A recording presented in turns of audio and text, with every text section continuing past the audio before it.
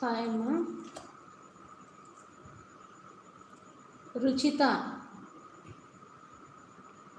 నీ లైఫ్ని నువ్వు చేంజ్ చేసుకోవాలనే ఆలోచన ఫస్ట్ నీ బుర్రలోకి రాని అమ్మ. ఎందుకంటే నువ్వు ఇప్పుడు ట్రాన్స్ఫర్మేషన్ పీరియడ్లో ఉన్నావు. నీ లైఫ్ చేంజ్ చేసుకోవాలి. నీ లైఫ్ని నువ్వు చేంజ్ చేసుకుంటేనే అసలు నీ లైఫ్లో సంతోషం రావాలన్నా దుఃఖం రావాలన్నా అంత నీ చేతిలోనే ఉంది.